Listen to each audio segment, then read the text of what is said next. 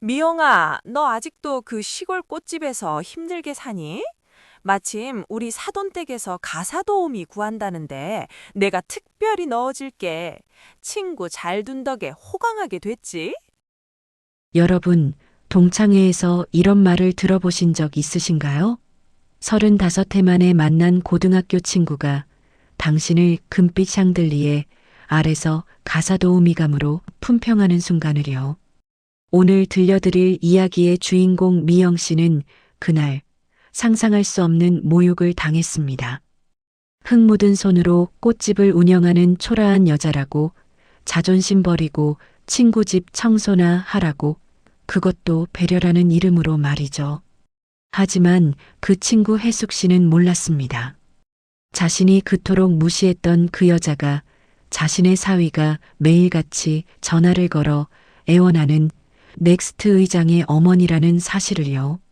일주일 후 대한민국 상위 1%만 모인다는 그 찬란한 연회장에서 가사도우미 제안을 했던 여자와 그 제안을 받았던 여자가 다시 마주칩니다.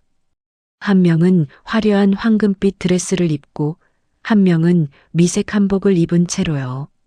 그리고 그날 밤 샴페인 잔이 바닥에 떨어지는 소리와 함께 오만함으로 쌓아 올린 모래성이 무너지기 시작합니다. 지금부터 들려드릴 이야기는 조용하지만 서늘한 카타르시스가 느껴지는 품격 있는 복수극입니다. 진정한 사모님이 누구인지 그리고 사람의 가치는 무엇으로 증명되는지를 보여주는 사모님의 가사도우미 이야기를 시작합니다. 본격적인 이야기 전 따뜻한 마음을 담아 구독과 좋아요 부탁드립니다. 지금 계신 그곳이 어디든 늘 건강과 행복이 가득하기를 제가 진심으로 기도하겠습니다. 어디서 시청 중이신지 댓글로 안부 전해주시면 더 반가울 것 같아요. 그럼 사연 시작하겠습니다. 경기도 외곽의 어느 한적한 거리입니다. 그곳에는 시간이 느리게 흐르는 듯한 작은 공간, 숲을 향기라는 이름의 꽃집이 있습니다.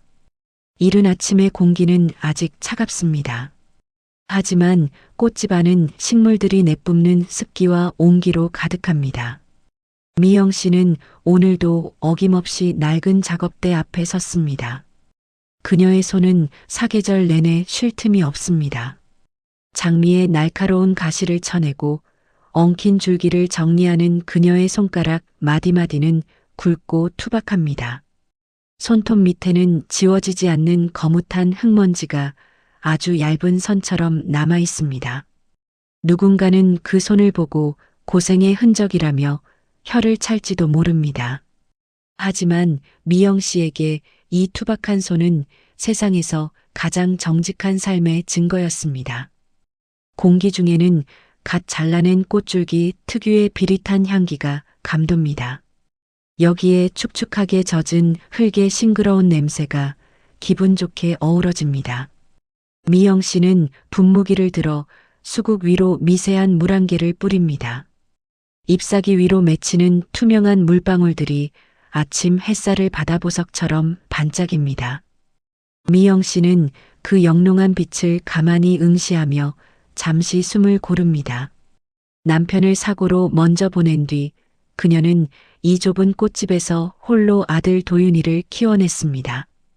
꽃 한 송이를 팔아 아들의 공책을 사고 화분 하나를 분갈이하며 아들의 대학 등록금을 마련했습니다. 그녀의 삶은 찬란하지 않았으나 결코 시들지도 않았습니다. 그때였습니다. 평화롭던 정적을 깨고 미영 씨의 낡은 휴대폰이 요란하게 진동했습니다. 화면에는 동창회 총무인 정수기의 이름이 떠 있었습니다. 미영 씨는 거친 손에서 장갑을 벗고 조심스럽게 전화를 받았습니다. 여보세요, 정수기니? 어머, 미영아. 너 정말 얼굴 보기 힘들다. 이번 동창 모임엔 꼭 나와야 해. 이번에 해수기가 크게 한턱 낸대.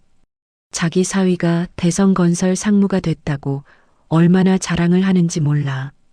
강남에서 제일 성대한 중식당을 통째로 빌렸다니까 너도 좀 나와. 너한테 꼭 해줄 제안이 있다며 신신당부하더라. 해숙. 그 이름을 듣는 순간 미영 씨의 마음속에 작고 싸늘한 바람이 일었습니다. 고등학교 시절부터 해숙이는 남을 깎아내려 자신을 돋보이게 하는데 천부적인 소질이 있는 아이였습니다. 35해라는 긴 시간이 지났지만 사람의 본성이란 쉽게 퇴색되지 않는 법입니다. 내가 가도 될지 모르겠네. 그저 조용히 꽃이랑 지내는 게 편해서 말이야. 에구, 미영아. 그런 소리 마. 해숙이가 너한테 전해줄 아주 기분 좋은 일자리가 있다더라. 너처럼 단아한 애가 안 오면 누가 오겠니? 이번 주 토요일 저녁 6시야. 강남 금룡각, 늦지 마. 전화가 끊기고 난 후에도 미영 씨는 한참 동안 작업대 위에 놓인 안개꽃을 바라보았습니다. 기분 좋은 일자리. 해숙이의 입에서 나온 그 단어가 왜 이렇게 가시 돋친 말처럼 느껴지는지 모를 일이었습니다. 미영 씨는 가슴 한구석이 묵직해지는 것을 느꼈지만 이내 고개를 가볍게 저었습니다. 그녀는 다시 가위를 쥐었습니다. 장미 가시를 잘라내는 경쾌한 소리가 적막한 꽃집 안에 단단하게 울려 퍼졌습니다. 그것은 다가올 폭풍을 예감하면서도 자신의 자리를 묵묵히 지키겠다는 무언의 다짐과도 같았습니다. 약속한 토요일 저녁이 되었습니다. 미영 씨는 장롱 깊숙이 넣어두었던 감색 원피스를 꺼내 입었습니다. 아들 도윤이가 첫 취업을 하고 선물해준 그녀에게는 세상 그 어떤 명품보다 귀한 옷이었습니다. 거울 앞에 선 미영 씨는 자신의 모습이 조금 낯선 듯 매무새를 연신 가다듬었습니다. 화려한 장신구는 없었지만 정갈하게 묶은 머리와 맑은 눈빛이 그녀만의 단아함을 완성해 주었습니다. 모임 장소인 중식당 금룡각은 입구부터 웅장한 기운을 내뿜고 있었습니다. 복도마다 놓인 고가의 청자와 벽에 걸린 동양화들이 이곳이 평범한 식당이 아님을 말해주었습니다. 미영 씨가 예약된 룸의 문을 열자 시끄러운 웃음소리가 파도처럼 밀려왔습니다. 그 중심에는 반짝이는 트위드 재킷을 입고 커다란 금목걸이를 두른 해숙이가 앉아 있었습니다. 어머, 이게 누구야? 오미영 아니니? 너 정말 그대로다. 어쩜 그렇게 고생을 정면으로 맞은 얼굴이니? 해숙이는 자리에서 일어나지도 않은 채 미영 씨를 위아래로 훑쳤습니다. 해숙이의 시선은 미영 씨의 소박한 원피스와 굽 낮은 구두에 머물렀습니다. 해숙이의 입가에는 조롱 섞인 미소가 아주 얇게 걸렸습니다. 미영아, 너 아직도 그 시골 구석에서 힘들게 꽃집하니? 손 좀 봐. 여자가 손이 거칠면 복이 달아난다고 내가 그랬잖아. 우리 사위는 이번에 대성건설 상무가 돼서 내 딸한테는 손에 물 한 방울 안 묻히게 해주는데 말이야. 식탁 위에는 수억 원을 호가하는 수입차 키가 보란 듯이 놓여 있었습니다. 해숙이는 다른 친구들에게 자신의 사위가 얼마나 유능한지, 그리고 이번에 국내 최대 기업인 넥스트와 얼마나 거대한 계약을 앞두고 있는지 끊임없이 떠들어댔습니다. 친구들은 부러움 가득한 찬사를 보내며 해숙이의 비위를 맞추기에 바빴습니다. 식사가 한창 무르익을 무렵이었습니다. 해숙이는 갑자기 와인잔을 내려놓으며 미영 씨 쪽으로 몸을 바짝 기울였습니다. 마치 큰 선심이라도 쓰는 듯한 표정을 지어 보이며 말입니다. 참, 미영아. 내가 너 부른 진짜 이유가 있어. 우리 딸 사위네 집이 이번에 한남동에 100평 넘는 저택으로 이사를 했거든. 그런데 집이 워낙 넓어서 믿고 맡길 만한 가사도우미를 못 구해서 난리야.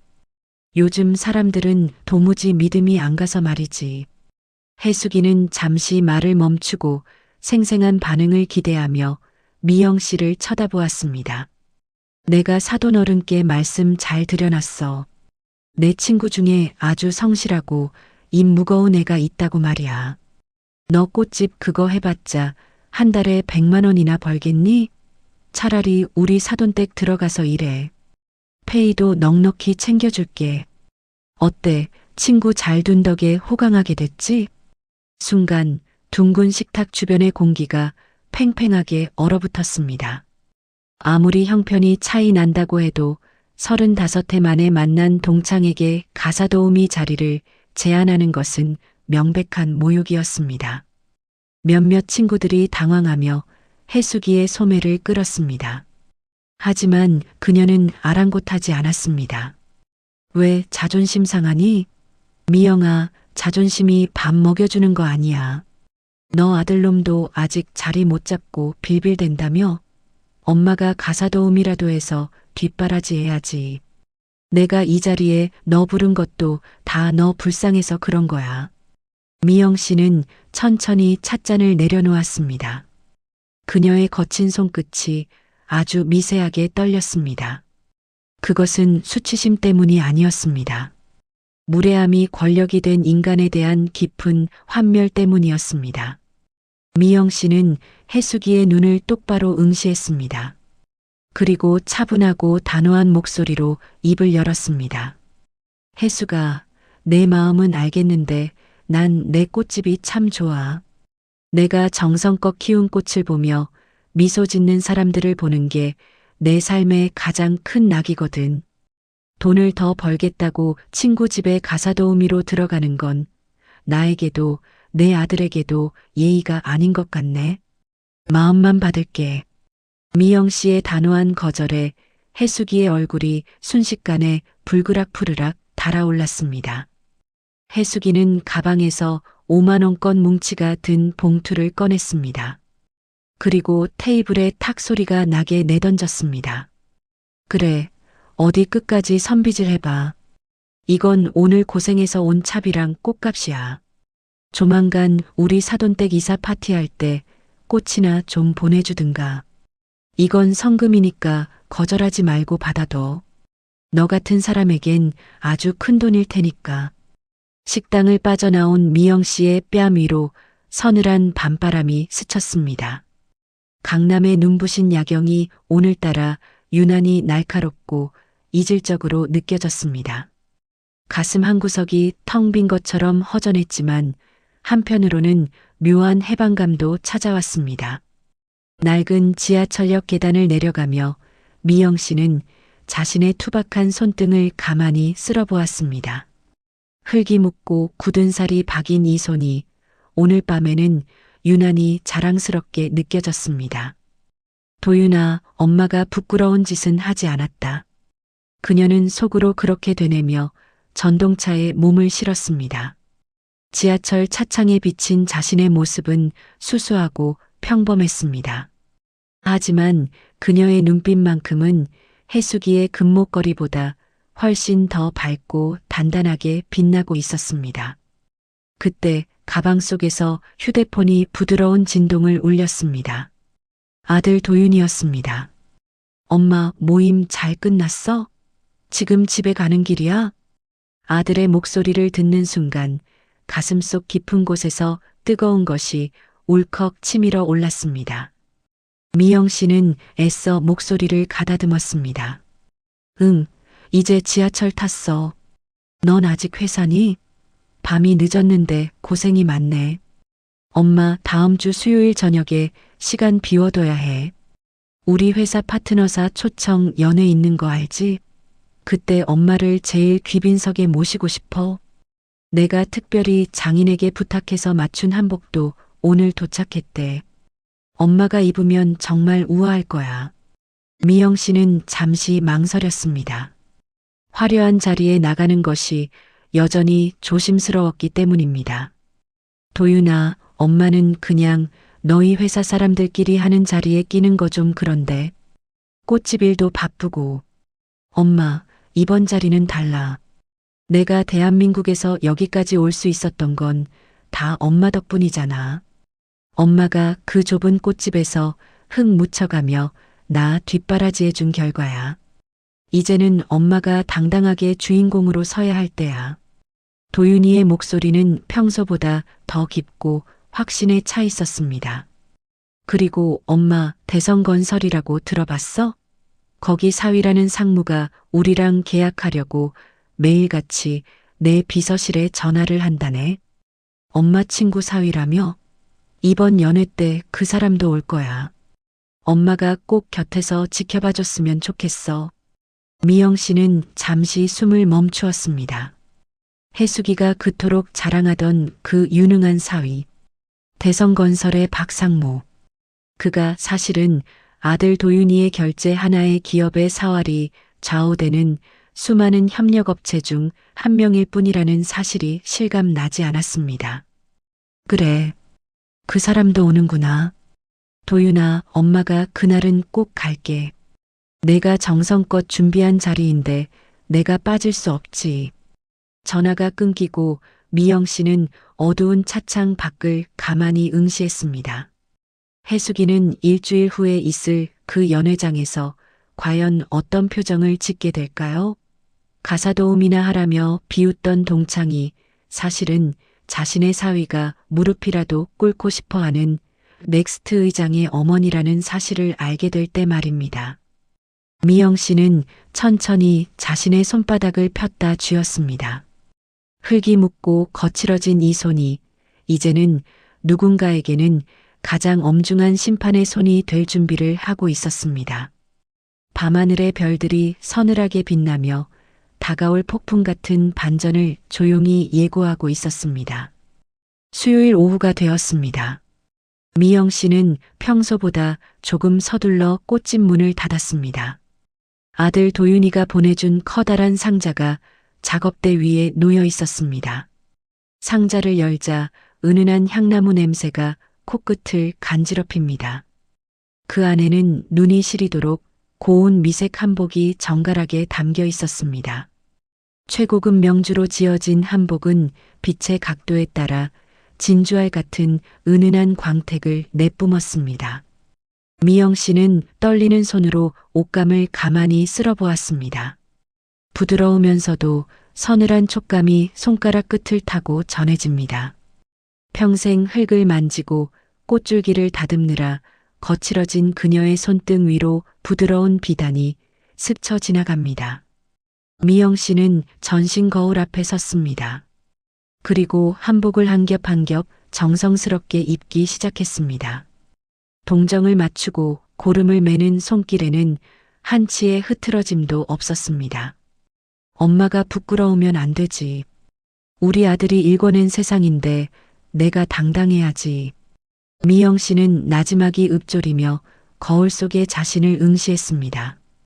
은은한 옥색 치마가 바닥으로 우아하게 흘러내립니다. 하얀 저고리는 그녀의 단아한 기품을 더욱 돋보이게 했습니다. 아들이 함께 보낸 빛이 뒷꽂이를 머리에 꽂았습니다. 그러자 마치 깊은 숲속의 핀 백합처럼 고결한 분위기가 감돌았습니다. 하지만 그녀의 눈빛만은 그 어느 때보다 날카롭게 빛나고 있었습니다. 그것은 누군가를 해치려는 도끼가 아니었습니다. 자신의 삶과 아들의 명예를 지키려는 어머니의 단단한 의지였습니다. 그때였습니다. 호텔에서 보낸 검은색 고급 세단이 집 앞에 도착했다는 연락이 왔습니다. 미영 씨는 마지막으로 거울 속의 자신에게 옅은 미소를 지어 보였습니다. 그 미소 뒤에는 지난 35해 동안 쌓아온 고단함이 서려 있었습니다. 그리고 오늘 밤 그 고단함을 보상받을 서늘한 카타르시스가 공존하고 있었습니다. 차 문이 열리고 미영 씨가 몸을 실었습니다. 차 안의 묵직한 가죽 냄새와 정적이 그녀의 심장 박동 소리를 더욱 크게 들리게 했습니다. 쿵, 쿵, 쿵. 마치 운명의 시계추가 돌아가는 소리 같았습니다. 세단은 남산의 굽이진 길을 지나 찬란한 조명이 기다리는 호텔로 미끄러지듯 나아갔습니다. 서울 남산의 중턱에 자리 잡은 최고급 호텔 더 그랜드의 연회장은 입구부터 압도적인 위용을 자랑했습니다. 대한민국 정재계 인사들이 모이는 넥스트 파트너사 초청 연회. 호텔 정문 앞에는 수억 원을 호가하는 수입차들이 줄지어 서 있었습니다. 레드카펫 위로는 찬란한 드레스와 턱시도를 차려입은 사람들이 끊임없이 이어졌습니다. 그 무리 속에 해수기와 그녀의 딸 서연이 그리고 사위인 박상무가 있었습니다. 해수기는 오늘을 위해 준비한 듯 온몸을 금박 장식으로 휘감은 듯한 화려한 황금빛 드레스를 입고 있었습니다.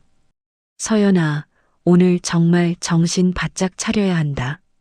내 남편이 오늘 넥스트 의장님 눈에 들어야 대성건설도 살고 우리 집안도 사는 거야. 알겠니? 해수기는 딸의 드레스 깃을 매만지며 신신당부했습니다. 옆에 선박 상무는 연신 마른 침을 삼키고 있었습니다. 투박한 손바닥에 고인 땀을 손수건으로 닦아내느라 여념이 없었습니다. 그에게 오늘 밤은 인생의 갈림길과도 같았습니다. 연회장 안으로 들어서자 웅장한 오케스트라 선율이 쏟아졌습니다. 천장에 매달린 수백 개의 크리스털은 별빛처럼 명멸하고 있었습니다. 해수기는 거만한 걸음걸이로 사람들을 훑어보았습니다. 자신의 존재감을 과시하려는 듯 턱을 높이 쳐들었습니다. 그러다 연회장 한 구석, 아직 조명이 닿지 않은 곳에서 미색 한복을 입고 앉아있는 한 여성을 발견했습니다. 어머, 서연아. 저기 좀 봐. 저 뒷모습 어디서 많이 본 것 같지 않니? 해수기는 의아한 듯 눈을 가늘게 뜨고 다가갔습니다. 그리고 그 여성이 고개를 돌리는 순간 해수기의 입에서는 경악 섞인 웃음이 터져 나왔습니다. 어머나, 오미영? 너 진짜 여기 왔니? 예, 여기가 어디라고 내가 발을 들여? 너 설마 내가 말한 가사도우미 자리 면접이라도 보러 온 거야? 해수기의 큰 목소리에 주변 사람들의 시선이 미영 씨에게로 쏠렸습니다. 미영 씨는 차분하게 고개를 들어 해수기를 바라보았습니다. 단아한 한복 차림의 미영 씨를 보고 해수기의 딸 서연이도 코웃음을 쳤습니다. 엄마, 이 아줌마야? 엄마가 말한 그 집안일 잘한다는 친구. 아니, 가사도우미 면접을 보러 오면서 무슨 한복을 이렇게 거창하게 입고 왔대? 아주 사모님이라도 된 줄 아나 봐. 서연이의 비아냥거림에 해수기는 더욱 기세가 등등해졌습니다. 그녀는 미영 씨의 어깨를 툭 치며 낮은 목소리로 속삭였습니다. 미영아, 너 정말 눈치가 없구나. 여기는 너 같은 사람이 오는 데가 아니야. 여긴 대한민국 상위 1%만 모이는 자리라고. 내 아들놈 취직 자리라도 알아봐 주러 왔니? 꿈깨. 우리 사위한테 잘 보이면 청소 자리 하나는 내줄 수 있을지 모르겠지만 말이야. 미영 씨는 해수기의 천박한 언행에도 흔들림이 없었습니다.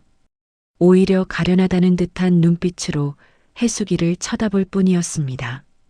해수가 사람의 가치를 옷이나 직업으로 나누는 버릇은 여전하구나. 오늘 이 자리가 어떤 자리인지 너희는 정말 모르는 모양이네. 뭐, 이게 누굴 가르치려 들어? 너 오늘 여기서 사고 치지 말고 당장 나가. 내 사위 얼굴 깎아먹지 말고. 해수기가 미영 씨의 팔을 붙잡고 끌어내려던 찰나였습니다. 갑자기 연회장의 모든 조명이 일제히 꺼졌습니다. 오늘 이 자리에 참석해 주신 내외빈 여러분, 진심으로 환영합니다. 지금부터 넥스트 파트너사 감사의 밤 행사를 시작하겠습니다. 사회자의 우렁찬 목소리가 연회장에 울려 퍼졌습니다. 해수기와 딸 사위는 미영 씨를 밀쳐내듯 옆으로 밀어냈습니다. 그리고는 무대 쪽으로 바짝 다가갔습니다. 박상무는 의장님이 나타나기만을 기다리며 허리를 잔뜩 굽히고 있었습니다. 무대 중앙으로 하나의 핀 조명이 강렬하게 쏟아졌습니다. 그 빛 아래로 훤칠한 체격의 젊은 남자가 걸어 나왔습니다. 넥스트의 창업주이자 의장인 도윤이었습니다. 먼저 오늘 이 자리를 빛내주신 가장 소중한 분을 소개해 드리고자 합니다. 이분이 없었다면 지금의 저 또한 없었을 것입니다. 저의 어머니이자 평생을 정직한 땀으로 저를 키워주신 오미영 여사님을 무대로 모시겠습니다. 도윤이의 시선이 향한 곳은 해숙이가 가사도우미 면접 보러 왔냐며 비웃던 바로 그 자리였습니다. 연회장의 모든 조명이 한꺼번에 미영 씨를 비추었습니다.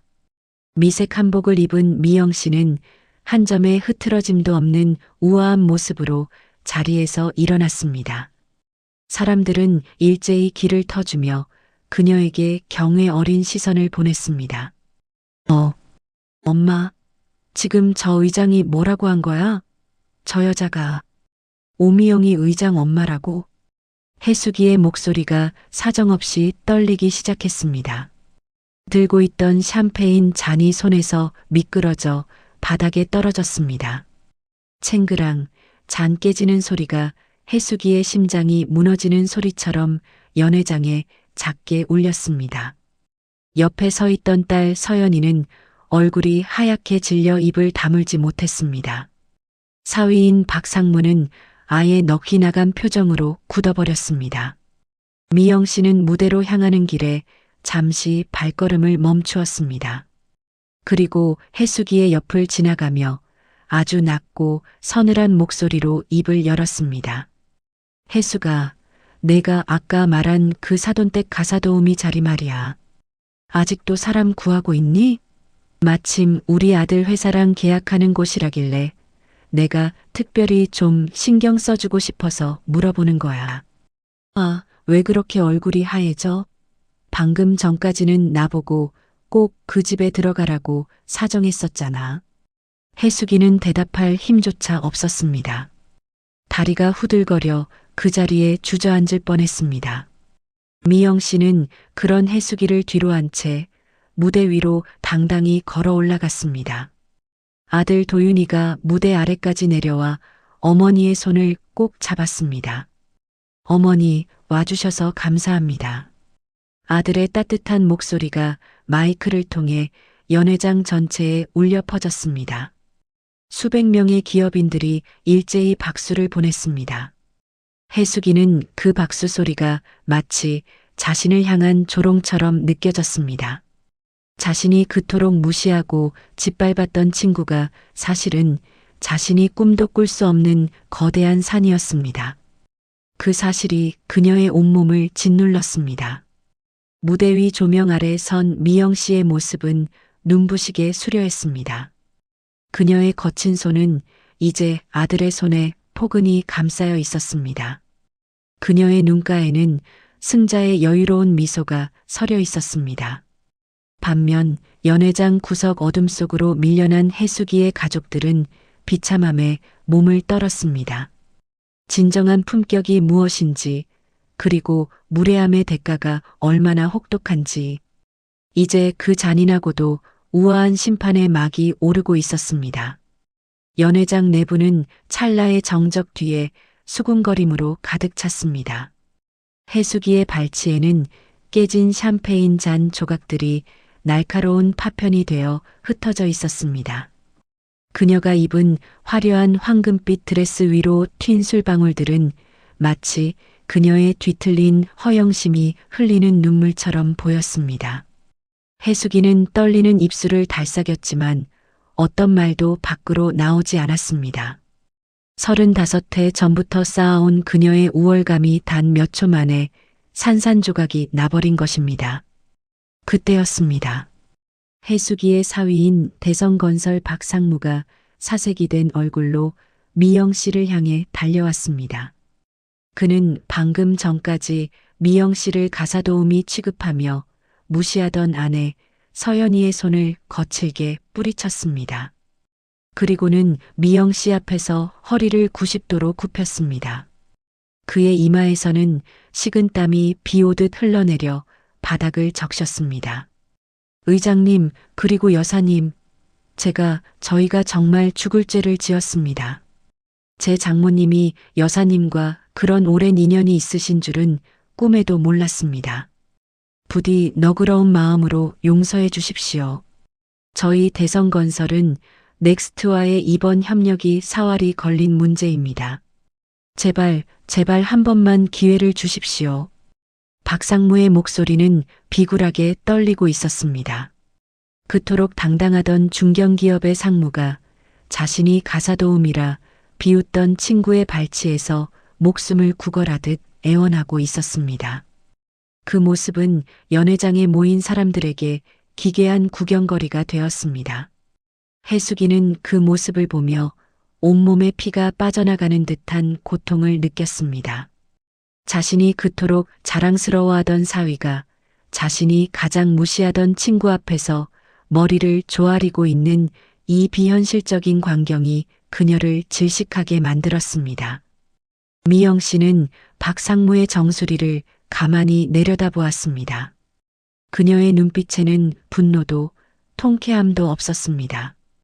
오직 깊은 공허함과 안쓰러움만이 서려 있었습니다. 박상무님, 고개를 드세요. 저에게 사과할 것이 아니라 평소 본인이 사람을 대하는 태도를 먼저 돌아보셔야 할 것 같네요. 제 아들이 공과 사를 구별 못하는 사람은 아닙니다.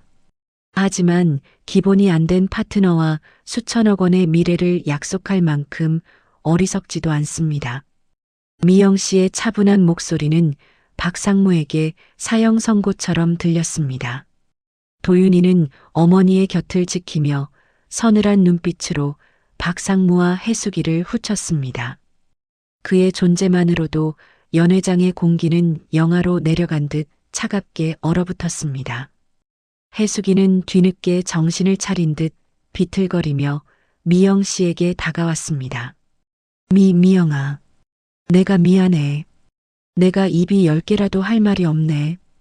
우리 사이가 어떤 사이니? 우리 고등학교 때 참 친했잖아. 안 그래? 내가 잠시 미쳤었나 봐. 너 힘들게 사는 줄 알고 도와주려던 마음이 그만. 내 진심은 그게 아니었어. 해숙이의 비굴한 변명에 미영 씨는 처음으로 해숙이의 눈을 똑바로 마주 보았습니다. 해숙아, 넌 끝까지 거짓말을 하는구나. 넌 나를 도와주려던 게 아니야.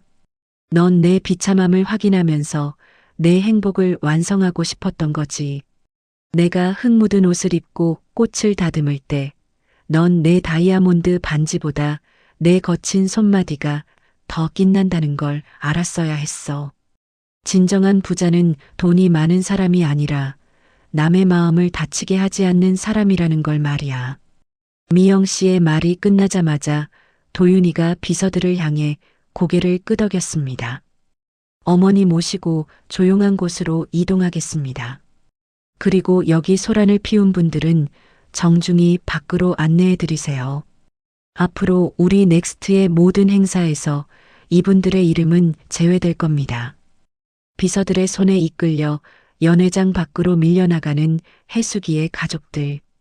화려한 황금빛 드레스는 이제 구겨진 종이처럼 볼품 없어졌습니다.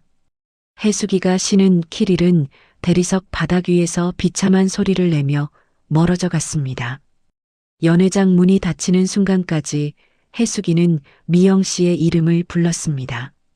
하지만 그 목소리는 웅장한 오케스트라 선율에 묻혀 허무하게 사라졌습니다. 폭풍 같은 시간이 지나고 연회장 발코니로 나온 미영 씨는 밤바람을 맞으며 서울의 야경을 내려다보았습니다.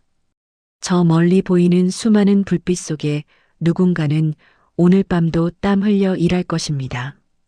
누군가는 자신의 성공을 자축하고 있을 것입니다. 도윤이가 따뜻한 차 한 잔을 들고 어머니의 곁으로 다가왔습니다. 엄마, 힘들지 않으셨어요? 제가 좀 더 빨리 나섰어야 했는데 죄송해요. 미영 씨는 아들의 손을 따뜻하게 잡았습니다. 아니란다, 도윤아. 오늘 참 많은 걸 느꼈어. 내가 이렇게 훌륭하게 커준 것만으로도 엄마는 이미 세상을 다 가진 기분이었단다. 그런데 해숙이를 보면서 다시 한번 깨달았어. 남을 깎아내려야만 내가 높아진다고 믿는 삶이 얼마나 가련한 것인지를 말이야. 엄마, 대성건설과의 계약은 전면 재검토하라고 지시했습니다. 실력도 실력이지만 기업의 윤리는 경영진의 인성에서 시작되는 거니까요. 엄마를 모욕한 대가는 그들이 감당해야 할 몫입니다. 미영 씨는 밤하늘에 떠있는 밝은 달을 바라보며 미소를 지었습니다. 복수의 끝은 상대가 망가지는 것을 보는 것이 아닙니다. 내가 흔들리지 않는 삶을 사는 것임을 그녀는 잘 알고 있었습니다. 다음 날 아침이 되었습니다. 경기도 외곽의 꽃집 숲을 향기는 평소와 다름없이 문을 열었습니다. 미영 씨는 수려한 한복 대신 다시 낡았지만 깨끗한 앞치마를 둘렀습니다. 그녀의 손톱 밑에는 다시 검은 흙이 조금씩 묻어났습니다. 하지만 그 손은 어제 연회장에서 본 그 어떤 보석보다 찬란하게 빛나고 있었습니다.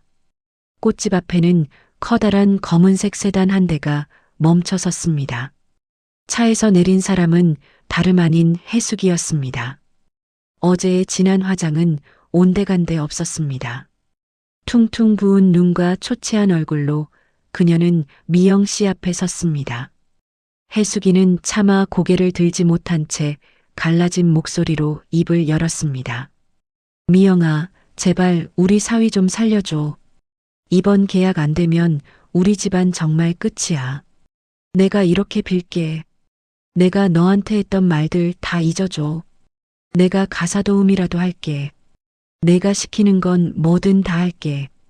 제발 한 번만 도와줘. 해숙이는 미영 씨의 앞치마 자락을 붙잡으려 했습니다. 미영 씨는 그런 해숙이를 물끄러미 바라보았습니다. 그리고 어제 해숙이가 던졌던 것과 똑같은 돈 봉투를 꺼냈습니다. 미영 씨는 해숙이의 떨리는 손 위에 봉투를 살포시 올려놓았습니다. 이건 어제 내가 차비하라며 준 돈이야. 그리고 이건 내가 너에게 주는 마지막 조언이야.